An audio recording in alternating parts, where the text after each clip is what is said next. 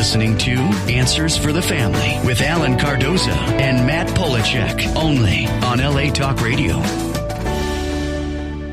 Welcome to another edition of Answers for the Family. Coming to you live from Sober College in Woodland Hills, California. I'm Alan Cardoza, and with me is my co-host, Dr. Matt Polacheck. And for those of you who have been listening, sending in questions and comments, thank you so much. And please continue to help spread the word that every Monday from 11 a.m. to 12 noon Pacific time, this show will bring you special guests that can inspire, educate, and in some cases entertain, while bringing answers and options to making your lives happier, healthier, and more successful. This show will address issues such as locating a runaway teen, family crisis intervention, building self-esteem, dealing with addictions, and so much more. We'll introduce you to talented authors, caring people, and new innovations in the world of health, security, and fun for you and your family. Now, with our experience working with families in crisis, we've been fortunate to work with many people who are providing great work as far as helping people and working to make this world a better place. You know, Alan, a young adult's path to sustainable long-term recovery and healthy living really requires an approach that's comprehensive, specific to age, and creates a true emotional attachment to living a life of sobriety. Well, Matt, I think we're in the right place to discuss this. Our guest today is the Associate Executive Director of Sober College, Oriana Murphy. Oriana has over 12 years of addiction and mental health experience. And she earned her master's in social work from the University of Southern California and completed a Master's of Arts in Psychology with a specialization in addiction. Oriana has experience working in all aspects of the field, from inpatient to outpatient settings, as well as being very well integrated in our Southern California recovery community. Oriana, welcome to Answers for the Family. Thank you. Tell us a little bit about your role here at Sober College and a little bit about Sober College. Okay, well, thanks for having me. I am the Associate Executive Director of Sober College, which basically means that I oversee operations. So I oversee our counseling department, our academic department, and our operations, like the house needs, as well as our clinical department. Okay, well, you know, we've already had two people that read our press release that contacted us, and they had the same question. They said, tell us a little bit about the 5 core competency model that you have here at Sober College. Sure, so we are based on 5 core competencies. We believe that an individual needs these 5 competencies essentially in their life to build a life of success. So they are emotional well-being, productivity, fitness, life skills, and sobriety, of course. So like a well-integrated approach. And you know, we're watching the news and we're hearing about these opioid epidemics and we're hearing marijuana legalization. There's so much change. Have you noticed, you know, changes similar to that of some of the young people coming through here? Absolutely. We are seeing an increase of opiate addicts or opiate users. We are definitely seeing an increase in marijuana addiction, as well as, you know, it's so interesting. I was just talking about this with someone the other day that, you know, a long time ago, it used to be someone would test positive for marijuana for 30 days, and we're seeing people testing positive for 4 to 6 months, which says a lot about the marijuana that young adults are smoking these days or eating, I guess. And so we're seeing a big shift in what that looks like in terms of the addictive behaviors related to that. It's pretty fascinating. To me, it seems like there's this misconception with marijuana where people aren't going to, you know, need treatment for it. But at Betty Ford, we have, you know, 30 or 40% of our young adults are being treated specifically for marijuana use disorder. You're seeing the same kind of trends Absolutely. here. Wow. Yeah, it's scary. And I think that, you know, there are a lot of people that say, well, it's no different than alcohol or it's no worse than alcohol. Well, guess what? We have a lot of treatment facilities for alcohol as well. Absolutely. I always think about marijuana use as sort of like the slow death. You know, a lot of people, I've always heard like, well, it's not as bad as heroin, whatever that means. So heroin may take aspects of your life away really quickly. I think with marijuana use, it sort of slowly pulls away all those things that you care about. But slowly or quickly, it happens. So that's why I always think about the slow death. It's scary what we're seeing. You know, the marijuana-induced psychosis, we're seeing that a lot more. And like I said, the addictive behaviors that we didn't see before, I think we're seeing very frequently. And what's your thought on the medical application of it? I mean, there's lots of information out there that shows that from a medical standpoint, that it is doing some good, but at the same time, we also know that there are people abusing that privilege. What's your thoughts? Well, I'm not a doctor, so Okay. I hesitate to answer the question. I do believe that there are medical uses for the substance or the drug, but I think that there's also this overprescription, overprescribing thing that's happening, and it's really easy to get a prescription for marijuana these days. You know, you can walk in and the joke's always, you know, the doctor or whoever is prescribing saying, your ankle hurts, right? Your ankle hurts, right? And you have a lot of anxiety, right? Right? Okay, great. You know, and so my thing is it for medical? Is it for recreational? How do you know the difference sometimes? It's scary. Well, and you probably run into the same thing. Yeah, you know, I mean, the studies are, it's like 5 to 10 times more potent, and there's no regulations on the potency of this. And so this isn't our grandma's, you know, or marijuana from 20, 30 years ago. And, you know, we're both places are seeing the effects. Well, and also I think about the part that concerns me the most is sort of the driving under the influence. So we have a breathalyzer for alcohol. Someone's driving erratic, they're going to get breathalyzed typically if they're pulled over for that. But with marijuana, we don't have a saliva test yet or a breathalyzer yet. Whoever creates that will have the billion-dollar idea, but you know, where there's just not so many regulations and we can't protect ourselves as much. So. You know, to change it up a little bit, I went to your website, and one of the common threads that I saw was fun. There was a lot of people doing things that are fun. Share with us how you've incorporated fun into the curriculum in such a way that it's working for you. Well, I think to start, one of the things that I often hear when young adults are getting sober or they're faced with the idea of getting sober is, how am I ever going to have fun again? That's sort of the, you know, oh my God, how can I have a life without drugs and alcohol? How am I supposed to go to a party? I'm in college. How am I supposed to go to a party and not drink? So what we do is we believe it's so important to be able to teach people to laugh again. And those real belly laughs that we see and experience from our clients. So we'll do things like our experiential therapies. There's a lot of fun related to those. So trapeze, surf therapy. You know, we used to do this wind tunnel, which is pretty cool. It's like a skydiving simulation. We do skydiving with our clients. We have barbecues. We fellowship a lot. You know, we've done soberoki, which is karaoke, but no alcohol, obviously, and other things like that, and also providing some downtime along with the busy schedule so that people can connect. I think community is such an important piece for us, and providing that that brotherhood or that sisterhood where there's that area to build those relationships. See, to me, this is the biggest issue that young people in recovery face is there's no age-appropriate activities. And so you guys have created a curriculum base so they could be normal, functioning people with people around them and not have to worry about influence and you know, the outside substances. Yeah, absolutely. We look to the 12-step community a lot. For these ideas. I mean, you hear in 12-step communities these young people organizations where they have dances and they have bowling and I mean, you know, football and all these sort of events that they create. So it teaches people that are in the community, hey, you can have fun, you can do these things without drinking and using. And that's so powerful to be able to have that experience. Absolutely, and I think they need to get it on all campuses. Yes. In other words, not just a campus that's focused on being sober, Absolutely. but get it on all campuses because I don't know when it became the fact that you couldn't have fun in college without drugs or alcohol. And I've struggled, you know, I've had patients who are going back to school and trying to find sober dorms or something along those lines. And it's harder to find than you would think. Absolutely. And so having a design program obviously is beneficial. Well, I think that there's a lot of universities that have the collegiate recovery programs, which are really great, but for everyone, because I think we hear all the time, well, everyone in college is drinking and smoking pot or whatever, and not everyone is drinking and smoking pot.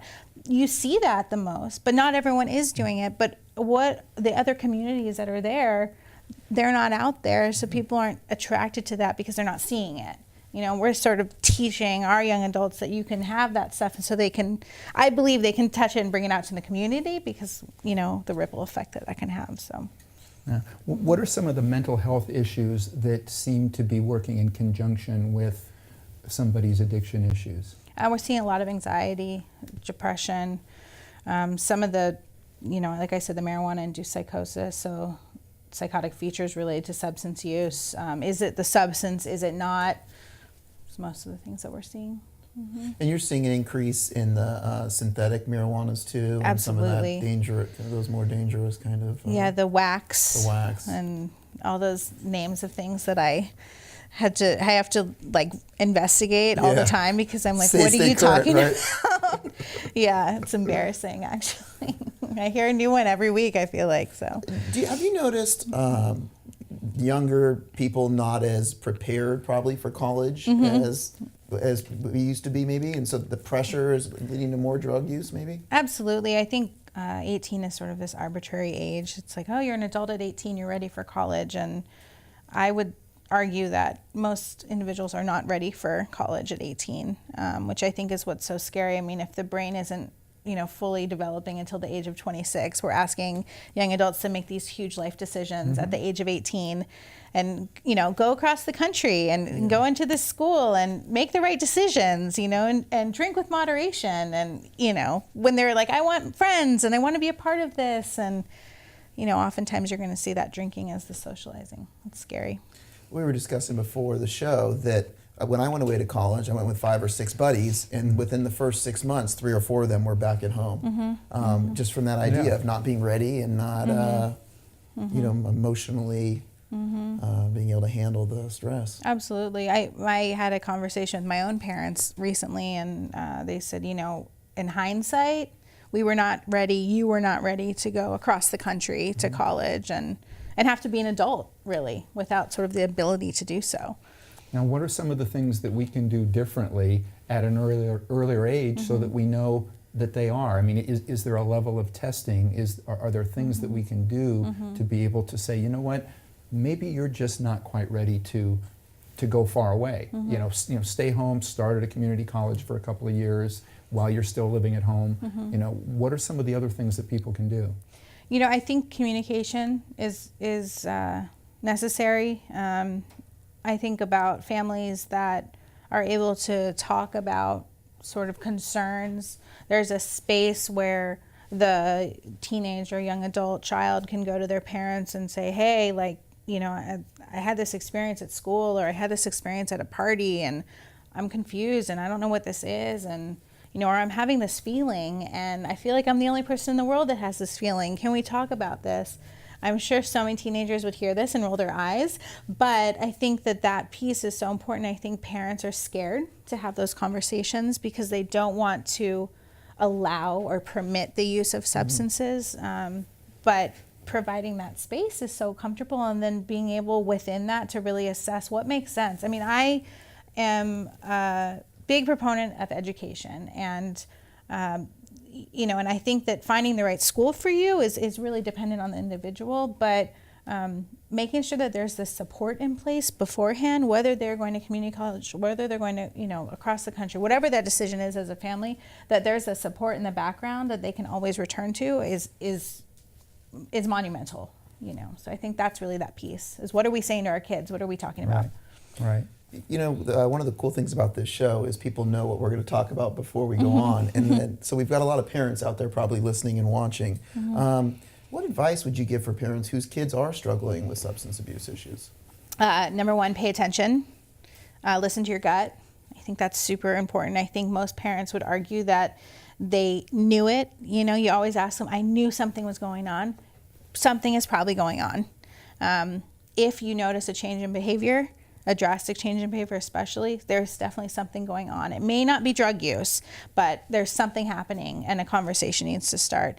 And then again, providing the resources if needed, And along those lines, we had a young man that was in a program that was answering some questions that came into a conference room. We went directly to that program. And I was told afterwards that the answers that he gave was the most powerful answers that they had ever heard. And one of the ones was a grandmother had called and asked a very similar question than what Matt just asked. And she said, I don't know how to tell. You know, every time I talk to them, they say, well, you know, my friend left that there, it's not me, and so on. And this young man said, I'd like to share something with all of the parents and grandparents out there. And he looked and he went, we lie. And then when you catch us, we lie again. And it was so powerful. We had so many people that called in afterwards, parents that went, I can't believe that a 15-year-old just told us the truth. Yeah. You know? Absolutely. But you talk about that gut feeling. Yeah. You know, as a parent, you know, you've got that gut feeling. Yeah. And I think, you know, I laugh because I can't, as a new parent, so I all these things that, you know, I used to hear, I'm like, I know now why my parents said that. But, you know, it was important for my parents to know my friends' parents. And I think that's very important. Who are your kids hanging out with? Who are these individuals? Get to know them. I think get to know their friends. Because if you're not able to see it, sometimes we have these rose-colored glasses with the people we love. If you're not able to see the changes in your child, you might see it in their friends. Why aren't they hanging out with that group of friends anymore? You know, or why does, you know, Sally seem different than she did, you know, a couple months ago? What's going on? But yeah, that's the thing. I mean, you know, that's part of their job. Adolescents' job is to lie, right? And to protect whatever it is that they're protecting. And, you know, that's the hard line, because it's like, do you attack the lie and go after it and after and after it? It's like, I don't know if that's always the case or that's what needs to happen, but trust your gut and do something about it, even if it's just opening the conversation. Yeah, and I think to add to that, because I know I was speaking with a mother one time and she said, well, I don't want to call him on that because then he won't like me. And I said, you know what? I said, your son does not need a 45-year-old best friend. Right. You're a parent. Your job is to parent, not to be their best friend. Absolutely. If you believe it, if your gut tells you that's happening, call him on it. Yeah, we have to untangle a lot of that. Oftentimes parents would rather be the friend than the parent. I understand that having to be the parent at times is probably the most challenging thing that one needs to do. But when we see someone come into our program and we see a lot of permissive behavior from the parents, essentially, most of our job is unpacking that and trying to reparent the client, essentially, showing them what sort of what lines are, what boundaries are. You know, we'll just take apart the mixed messages. With the parents, it's, hey, like, you're an adult. You don't have to have that conversation with you. Don't have to talk about your money with your kid, you know. So parents do play a role in the program here. Absolutely. Oh, okay. Huge part in the program. We involve parents from the gate, even though our population is over 18. Parents are involved every step of the way. Our counselors call the parents weekly, updating them on progress, educating them on boundaries, pushing Al-Anon all the time. We also have a family weekend that we have every 6 weeks, and that's where a group of families come in and do some really awesome clinical work. The parent work is just as, I think, active as the work with the clients. You know, we spoke earlier about the young person who may not be ready to go away.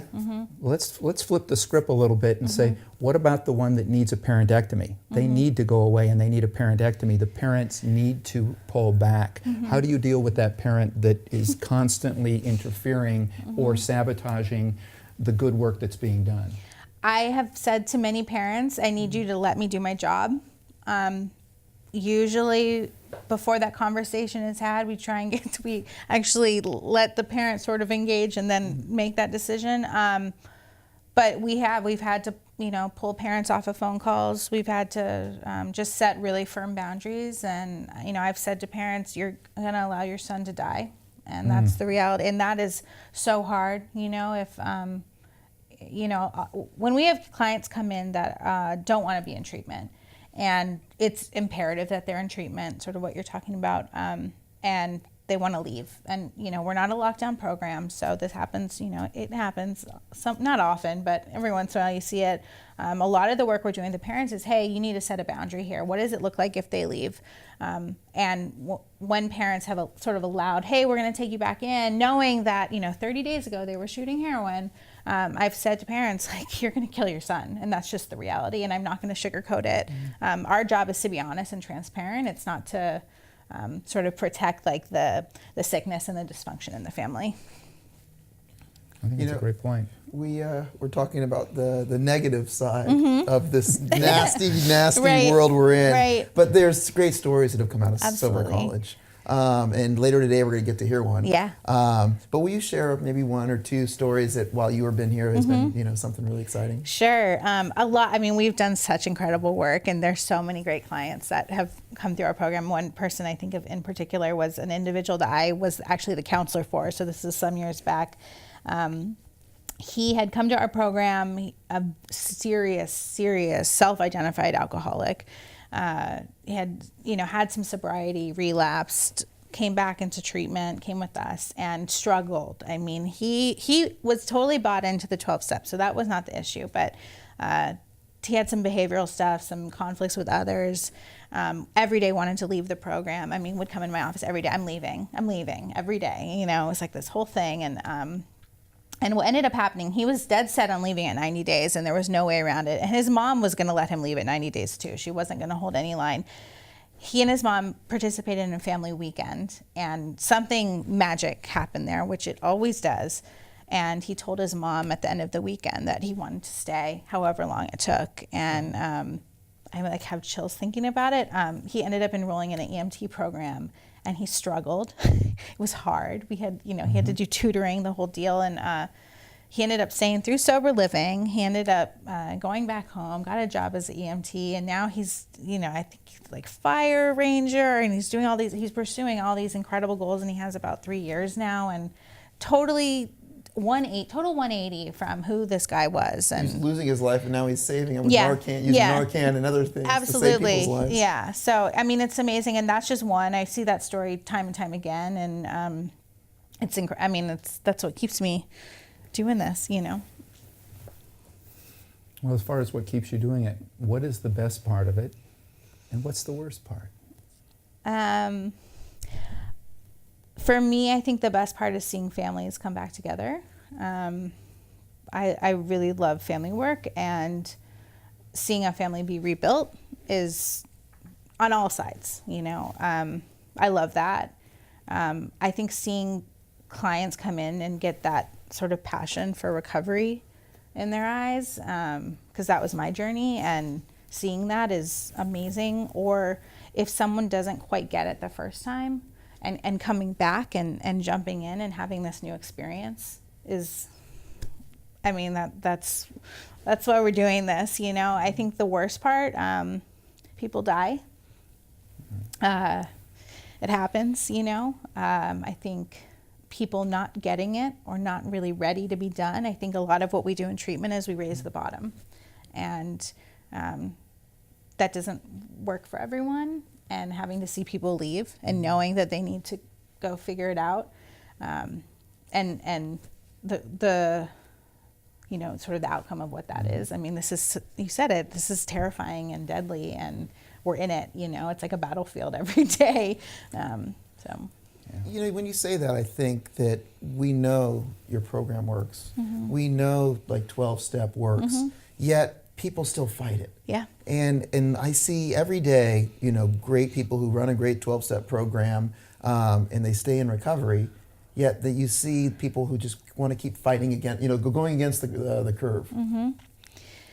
Yeah, I mean, it's like if we're looking at addiction as this brain-based disease, right? And then we look at something like diabetes. I mean, no one tends to, some people will fight it, but they're like, what do I need to do? What's the treatment? How do I, I want this healthy life. With addiction, it's like, oh, this is awful, but I'm not going to do that. That's that one thing I'm not going to do. I'm not going to do that. And it blows my mind because it's the insanity around it. It's the insanity that parents don't understand, watching their son do the same thing over and over, expecting different results. And we have the recipe. Yeah, and it's like, here it is. It's actually pretty easy. It's pretty simple.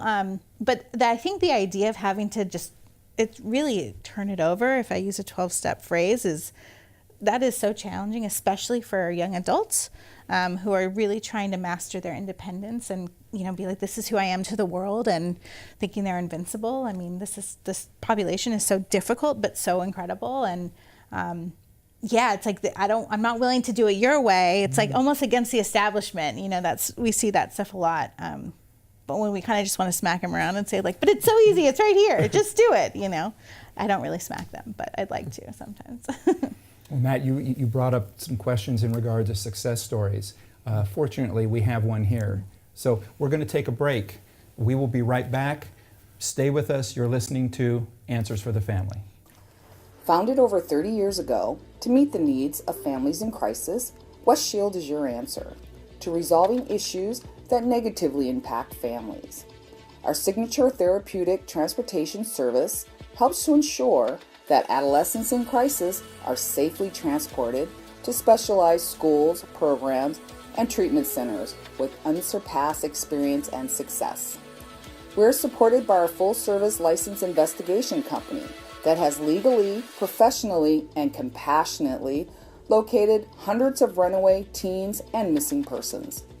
West Shield offers solutions that include referrals to our international network of top professionals in the field of educational consulting, psychology, psychiatric, and investigations. Simply put, West Shield Adolescent Services and West Shield Investigations are the best solutions when your family is facing personal crisis. Call 1-800-899-8585 or visit our website at westshield.com. All right, we're back. You're listening to Answers for the Family. We're here live from Sober College, and we have a new guest. This is Kyle. Hey, how's it going, Alan? How's it going, Matt? Welcome. Great to be here. And it's great to have you here. And as I spoke a little bit earlier in regards to another young man who spoke while in a program, I know you're a recent graduate here. So share with us a little bit, starting with maybe what you were going through before you ended up needing to go to a program. Okay, so this was about 2 years ago, I guess, 3 years ago. I was in and out of treatments, struggling with opiate addiction. It was a really rough time. I was going through 30-day treatments, coming out, relapsing immediately. That was the cycle, and then I decided I needed long-term treatment. Okay, when you say you decided, did your parents help you with this decision? To an extent, yeah, they did. I mean, they were like, you know, you need long-term treatment, and I agreed. You know, they obviously were supporting me, so they obviously made some of the decisions. But yeah, it was a mutual thing. I knew I needed the help. That's great. Share with us a little bit about what was different. You said you went through some other programs and it didn't work. What were some of the biggest differences that allowed this to take that maybe others didn't? I mean, the other programs were 30 days, you know, just straight groups after group after group, no fun. I didn't learn how to live outside of treatment, you know. I came here and, you know, they teach you, as a young adult, I didn't know how to live yet. You know, people say 18, like Oriana was saying earlier, 18 and you should know how to live life, and I didn't know how to do that. And here they teach you the skills that you need to live life. It's fascinating. It's like what you were saying about programs, you know, you go for an hour or two and then you leave, but here you're part of a community and you're part of a young people in recovery's group to where, like you said, day-to-day activities, laundry, cooking, all these things, versus going to a program for a couple hours and having to go on your own. Exactly. It's a different world. Yeah, it really is. It's like, you know, like you said, having similarities with these young adults that you can talk about is key, you know, and it's like the 12-step, you know, you have similarities, you talk to people and you recover. Here it's the same thing. I think you have a lot of young people around you, you talk about your similarities with your struggles and you learn how to relate to that community. When you said earlier you had a couple programs that didn't work, were you a little bit disillusioned going to 12-step meetings with more adults than young people in recovery or anything like that? Oh, definitely. I mean, in Texas where I'm from, it's a lot of old timers in these AA meetings, so that kind of turned me away. I was like, I don't want to live this life, and I don't think I was ready yet either when I was back then. You know, I still wanted to have fun. I was like, how am I going to have fun? All my friends are partying, you know. So I wasn't ready at that time, but that also turned me away from the program, I think. Now, you bring up a good point about your friends are partying. How much of an advantage was it to go to a program that's far away from that group of friends? Did that help you to spend a certain amount of time away from them? Yeah, that was huge. I think obviously a geographic move doesn't automatically mean recovery, Right. But getting away from those people for a long-term period and not communicating with them. Because I know a lot of people that come in and still communicate with those friends, and that's not good, because they're going to try to convince you, come back home, we're having parties, you know, we're having fun. For me, I just kind of put them away and didn't talk to them for at least a year, you know. And yeah, getting away from that environment was huge for me. And how was the cultural change to now being essentially in a sober culture? Yeah, that was a big difference, obviously, but when I got here, I learned how to have fun. Like I said, all these people, you know, we went on a ski trip, we were doing trapeze, we're doing all these crazy things I've never done before, and I was like, wow, you can really have fun while being sober, and enjoying that with other people that were doing the same thing was huge. I was going to say, you also joined, I mean, I think the film department essentially is such a big piece. Definitely. Like I always talk about, we have an improv group essentially on Mondays, and in part of our creative arts block, and Kyle's a big part of that. And to me, that's like the most terrifying thing ever, you know, putting yourself out there and having, you know, God forbid someone laughs at you, even though they don't probably, or they laugh with you, but like things like that is, and I know Kyle's been a big part of that, which is super cool. Yeah, yeah. People look up to him for that. I mean, this improv group that I did taught me how to get out of myself and not worry about so much what people thought about me. You know, it's a huge thing. You know, people laugh at me and I don't get embarrassed. I can talk in front of people. Like 2 years ago, I could not sit here and have a conversation with you guys, and it's huge. That's what I was thinking about. You know, the opioid crisis or epidemic we're living in. I hear people all the time. They're not, you know, I'm never going to be happy again. And we're sitting across the couch from someone with a big smile on his face that's loving life. Yeah, it's crazy. Like 2 years ago, like I said, I was sick and tired of being sick and tired. I didn't think there was a way for me to be happy. I was stuck doing the same thing every day, and like, if you told me I'd be here 2 years ago, I wouldn't believe you. What would you, I mean, for people out there that are watching, what would you tell someone that's right now, you know, thinking about getting sober from opioids, heroin, you know, prescription I mean, I would tell them that there is hope, because I didn't have hope, but you have to, you know, you have a chance. You just have to find the right place. Like, you can have fun. This is for young adults, because that's for me, but you know, I learned how to have fun. You come to places, you meet people, and there is hope, you know. I didn't think there was, and look at me now, you know what I mean?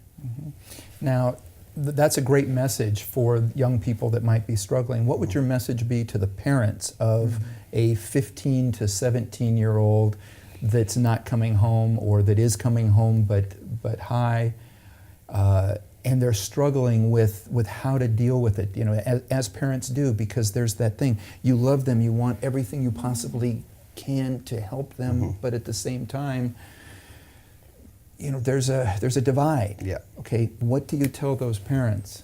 What would you share? That's tough, because my parents enabled me for many years. You know, they knew what was going on. Like Oriana said, they had that gut feeling. They knew something was going on, but they were scared to do something. I'm not really sure, because I wasn't in their head. But you know, my dad was always at work, kind of just out of sight, out of mind with me. And my mom, she kind of, you know, here's money, go do what you're doing. And, you know, she didn't really follow her gut. But I would tell them that at some point you got to follow your gut and put your foot down, because that's what helped me. My dad told me, look, you're not coming home this time. You have to stay, and we're not going to help you if you come home. And so that was the thing that really made me stay. That reminds me of the boundaries. Yeah. You were talking about earlier, setting boundaries in parents with parents. Absolutely. I think, well, you were talking about, you know, they were scared and they didn't know what to do. And I mean, I hear the ultimate fear from a parent, I hear this a lot, is, oh my God, if I set a boundary and they run, what do I do then? Right. Am I killing them just as quickly that way? If they're going to live on the streets, my son can't live on the street, my daughter can't live on the street. And yes, some people will choose that and they'll do it.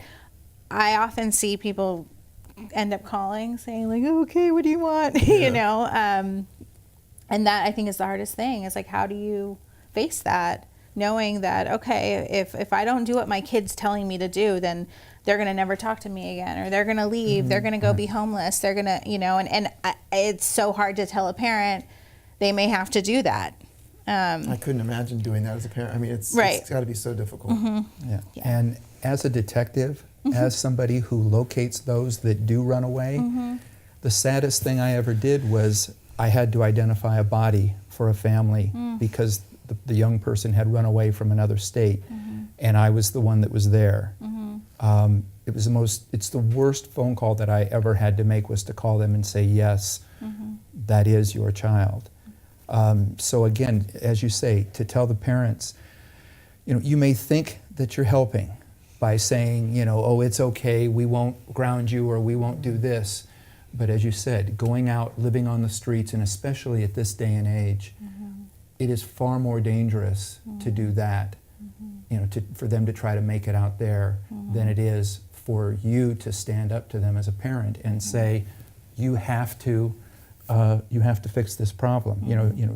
There are programs that can help you. And I also think doing that early on and setting that tone early on, not of like a punishing or vindictive family life, but if you're grounding your child, like, don't not ground them, actually ground them, if you're deciding that grounding is what you do in your family, follow through with it. If you say, I'm taking your cell phone, take their cell phone, because I think we don't want the mixed message anymore. I often hear clients say, like, oh, sometimes my parents say this, sometimes they say this, or, oh, they didn't really mean it when they said this. Mean it. Mean what you say. And I think ultimately it's about safety and keeping people alive. And I would have hated to hear this when I was a teenager, but I knew that my parents meant their boundary. It was like, you were grounded, I was grounded. That was it, And so having those conversations early on and setting that tone early on prevents that big thing of, no, I'm not bailing you out of jail. Okay, but you've bailed me out every single time. Why are you changing all of a sudden? So setting that tone from the beginning. We've got an email that came in.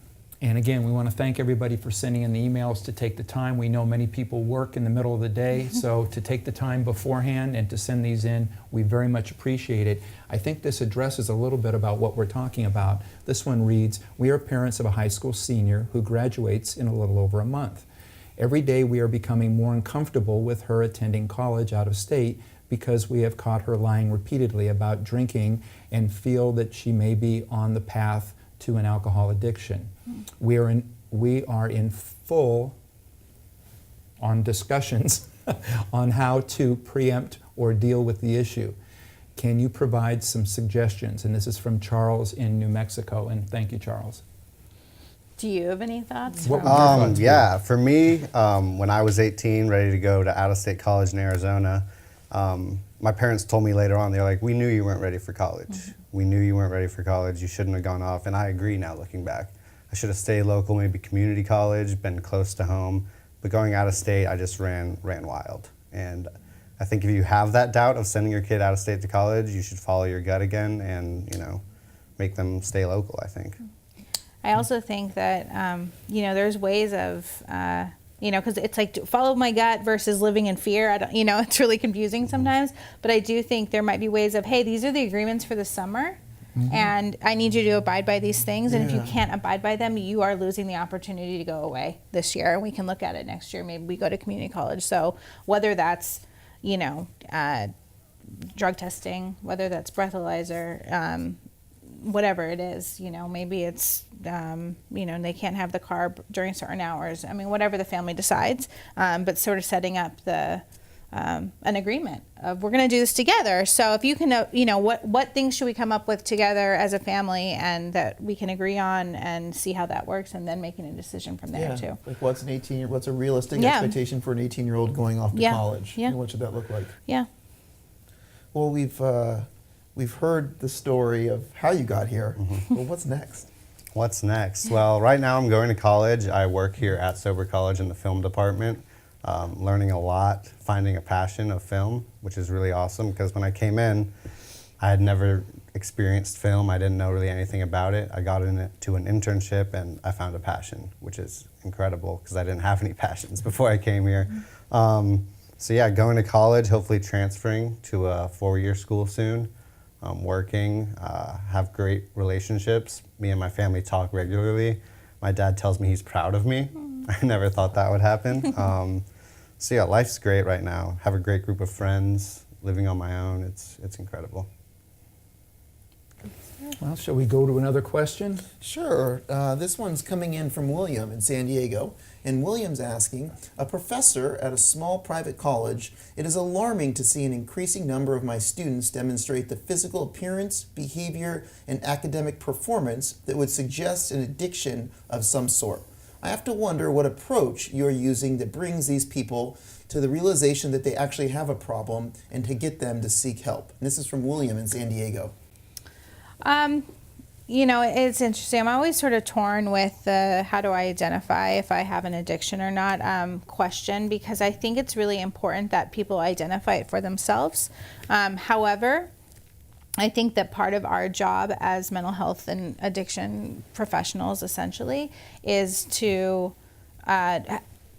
get to know the client and investigate with them. So pros and cons, of their use. How is it affecting your life? Okay, you don't want to be sober for the rest of your life, but what are your goals? We talk about motivational interviewing, which is a method of counseling, and that's kind of what I'm talking about, which is, what are your goals and how is alcohol and drug use interfering with those goals? But getting the client to see it for themselves, because I could tell you all day long that I think you have a drug problem, but you're not going to believe it until you internalize it yourself. So I think that's really the piece, is just asking questions, investigating, and getting someone to a place, because it's hard to wrap your head around being sober for the rest of your life, right? So a lot of times what we do is, hey, like while you're here with us, you need to be sober. While you're here, you got to work the 12 steps. You may decide when you leave here that you're not going to do that. Especially, if your parents are supporting you, maybe you might want to do these things now, but once you're supporting yourself and making your own financial decisions, you might want to make some other choices with your life. But right now, why don't we try this out? For you, did it take a long time to get to that point of evaluating the problems versus the, whether I had a problem or not? I mean, how did that come in? Yeah, I mean, it's just like Oriana said, it just took time, to realize that I had a problem. Because for years I was like, no, I don't have a problem. This is what all kids do. All kids are, using drugs and drinking. I just didn't realize to the extent I was doing it. So it definitely took some time to realize that. But I mean, once you have that, you have a moment of clarity where you finally realize, like, wow, I do have a problem. And that's what happened for me. Kyle, how much of that realization was that you reached a point to where you realized that you were having more fun being sober than you thought you were having when you were doing drugs? Yeah. I mean, the first 3 months that I was here, I thought I was only going to be here for 90 days. I ended up here for 15 months. But the first 90 days, I think, is really where it kind of started. Like, I started meeting all these people. I started actually doing things, having fun doing things other than using drugs. So that started the realization. But I mean, every day, I think it got better and better. And once I got to sober living, I was like, I don't even need drugs to have fun. So realistically, because you were an opioid guy, yeah. and we had a brief conversation before about opioids. To start feeling good again, how many days did it really take where you started to feel? Because I know it's a long time, and I think people have to have realistic expectations. Yeah. There's a mental part of it, there's a physical withdrawal at first. But for you, what would you say the turning point was, so people know what they need to get to? Yeah. I think, first of all, you just need to get active. I was in the gym. I was working out a lot.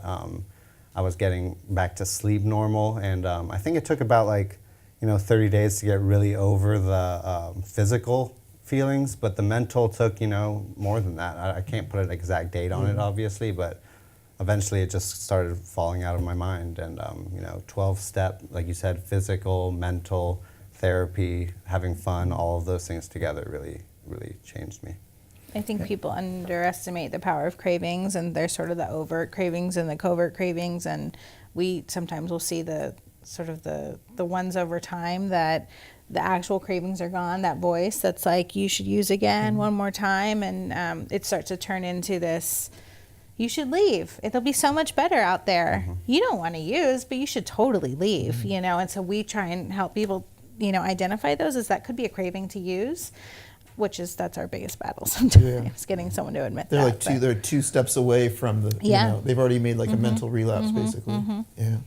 Now, Oriana, you mentioned earlier about the fact that we all kind of grow up at a different age or at a different time. It takes a different amount of time. In the same sense, what is usually the range? Because it sounds like, from what Kyle is saying, it's a little bit different for everybody in regards to when they come to that realization. Is this kind of why the 90 days is important? Because it's somehow spread between that time? Yeah, I mean, I actually believe that although we're minimum 90 days, I think it really takes, the change starts to happen between 90 days and 6 months, and then the bigger changes come after that. I mean, we see, and I would say this would be the same for you, that the first 90 days you see who you see, right? And there's still a fog there, and you're trying to get buy-in, you're trying to integrate, engage the client, and then they stick around and something shifts somewhere around, like, God, I don't know, it's like 4 or 5 months.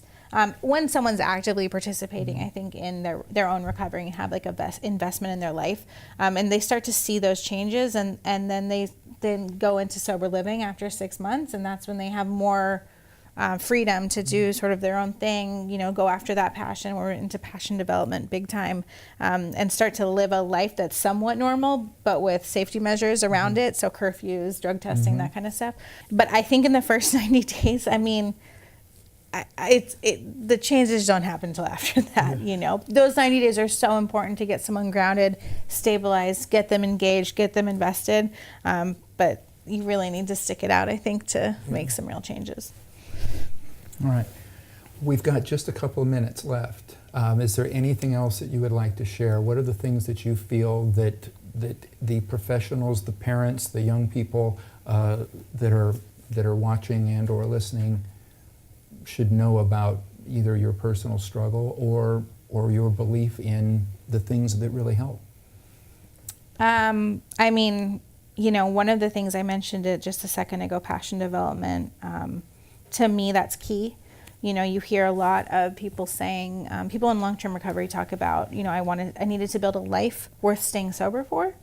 That is such a hard thing to imagine when you're newly sober. But that passion development piece is what gives you that. And so, which is why we have the fun and the activities and the internship programs and the creative arts, giving an experience to someone of all those different choices so that they can discover what they're interested in, and giving that experience early on versus waiting till they've been sober for 6 months or waiting till they're outside of treatment. I think that is what really makes the difference.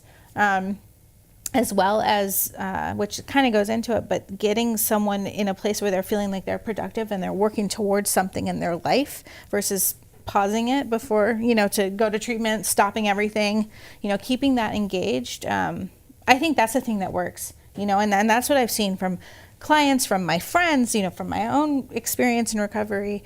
Getting involved in something that I love or started to love early on from the beginning is the thing that really kept me going, and it was like, God, I wouldn't want to risk this for anything. Yeah, I would agree with mostly what she said, but for all the kids out there or young adults that are my age, the sober life, if you're struggling with drugs and alcohol, the sober life is the better life. I'm happy now. There is happiness. I didn't think I could ever be happy. Real, true happiness. Like I come to work happy, I go to school happy, I go to sleep happy, and that all can be possible if you follow the steps of getting sober, following a passion, getting active, finding people that are similar to you, and having fun. All right, thank you so much. I mean, it does so much for everybody out there, especially sharing your own story. And Oriana, I mean, everything that you're doing here at Sober College is wonderful. Appreciate it very much. Again, for everybody out there, please be sure that you put us on your calendar and tune in next week when we're joined by Ann Jones, author of What We're Afraid to Ask, 365 Days of Healing for Adult Survivors of Childhood Abuse. And if you missed and you want to share our shows with your friends, please visit our archives of past interviews at answersforthefamily.com. You may also subscribe or resubmit your name to download your free copy of the Attitude of Gratitude Journal, your 21-day guide to achieving the quality of thankfulness through self-discovery. And the next time you're on Facebook or Twitter, please remember to stop by our page and check out some of our posts. And if you like them, please like us and spread the word. Thank you for listening to Answers for the Family, and be good human beings.